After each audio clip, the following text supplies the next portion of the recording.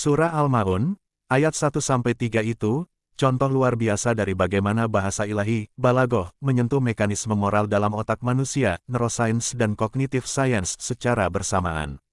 Mari kita bedah dua lapis ini. Teks ayat Al-Ma'un 107, 1-3. Tahukah kamu, orang yang mendustakan agama, itulah orang yang menghardik anak yatim, dan tidak menganjurkan memberi makan orang miskin. Analisis balagoh, keindahan bahasa Arab klasik. 1. Pertanyaan retoris, tidakkah engkau melihat?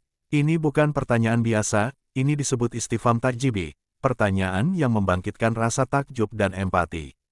Gaya ini menyentak kesadaran moral, seolah Allah berkata, lihatlah betapa aneh manusia yang mengaku beriman tapi hatinya beku.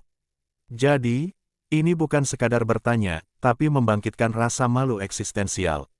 2. Kata, menghardik anak yatim.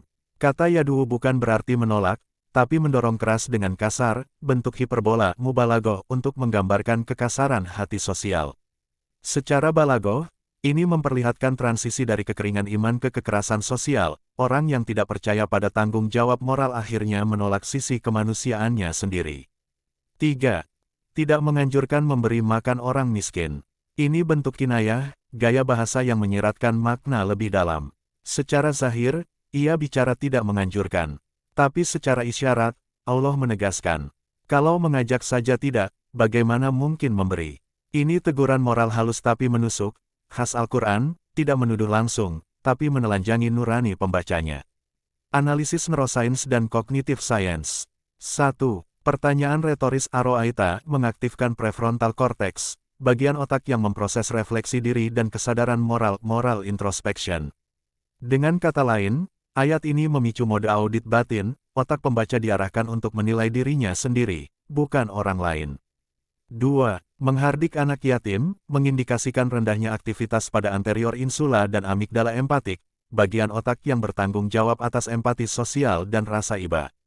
Jadi, secara neuroscience, mendustakan agama bukan cuma soal keyakinan teologis, tapi mati rasa moral secara neurologis. 3. Tidak menganjurkan memberi makan, menunjukkan kegagalan aktivasi pada mirror neuron system, sistem yang membuat kita ikut merasakan penderitaan orang lain. Ketika sistem ini tidak aktif, seseorang menjadi pasif, apatis, bahkan justifikasi moralnya rusak. 4. Al-Quran menyembuhkan itu, lewat bahasa yang menggugah rasa bersalah empatik. Kata yatim dan miskin bukan hanya kategori sosial, tapi stimuli emosional yang mengaktifkan sistem empati reward loop dalam otak, memberi, lalu empati, lalu rasa tenang, oksitosin dan serotonin meningkat. Kesimpulan reflektif. Surah Al-Ma'un bukan sekadar kritik sosial, tapi terapi moral neurologis. Ia menunjukkan bahwa iman tanpa empati adalah gangguan integrasi antara kognisi dan emosi.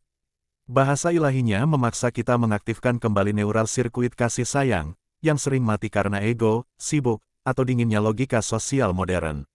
Atau kalau dibahasakan gaya neuroscience in mind, ayat ini kayak MRI rohani, Allah nunjukin bagian otak iman yang mati rasa, bukan untuk dipermalukan, tapi untuk di-restart, biar bisa bergetar lagi tiap lihat penderitaan manusia.